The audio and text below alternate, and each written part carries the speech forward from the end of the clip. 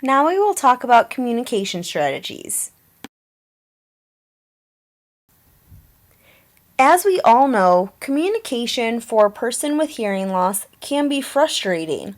While hearing aids are provided to help, they can only provide so much help. This is because the inner ear that we previously learned about is permanently damaged. Overall, this means that you will still encounter communication difficulties in difficult environments or in difficult situations. Here's an example of a possible communication situation. Hey Jake, can you run to the grocery store and get some milk and cheese for me, please? Jake, can you run to the grocery store and get some milk and cheese for me, please? Do you ever listen to me? While that may have only been from one communication partner's view, you can see there are bad communication strategies in this situation. To start, the individual was first looking straight at the stove while talking. This creates an obstacle for sound to travel. Now the sound is getting absorbed in different areas of the room. She then turns and speaks louder. This could still create difficulties if other noisy distractions are occurring. Because she is still in a different room than the individual who might be struggling to hear, this means sound has to travel around walls and at some distance. This will have the sound arrive softer and sometimes too soft for the person with hearing loss to hear. Lastly, you see that the communication partner gets frustrated. While this is completely normal, we can see how this can cause tension. We have to keep in mind these environmental difficulties when communicating with someone with hearing loss. Additionally, we have to take into account major considerations. First, communication involves two individuals.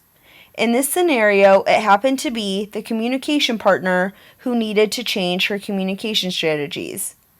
But these strategies can also be implemented by the person with hearing loss. For example, if they find themselves having trouble, they can also acknowledge that they do not understand, so future changes can be made.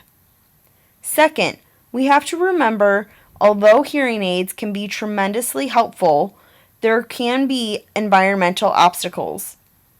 Third, although the communication partner got frustrated, we have to consider that the person with hearing loss did not hear due to the noisy environment from the TV and stove and environmental obstacles. Now let's watch another example.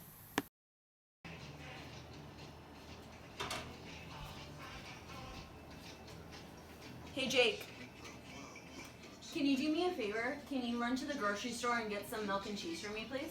Sure. Happy wife makes a happy life. Although the previous example might be somewhat funny, you can see how differently a conversation can go with slight change in communication strategy. Here, the communication partner first thought of what she wanted to say, then walked over to who she wanted to communicate with, then got his attention by waving at him, so he was looking at her. Then she finally engaged in conversation. This allowed for a much smoother interaction. We have to keep in mind that communication happens in many environments with many individuals. You should further assess the individuals and environments that are most important to you to be able to communicate in and could cause obstacles. You can contact your audiologist for more information. You also should acknowledge that not everyone will be as accommodating as you would like. This could require the person with hearing loss to compensate with the strategies that work best for them. Here are some important take-home tips. First, communication requires two people, and therefore communication can be implemented by both parties. For the individual with hearing loss, you should be aware of the environments you are in. Also, don't be afraid to acknowledge that you are having difficulty hearing and ask if someone can make accommodations for you. For the communication partner, first, most communication strategies involve being aware of how you are talking and environmental obstacles. For example, do not cover your mouth when talking. This can create sound to be muffled. Second, talk slowly. Third, take pauses. 4, be in the same room and facing the person with a hearing loss. These are just some examples.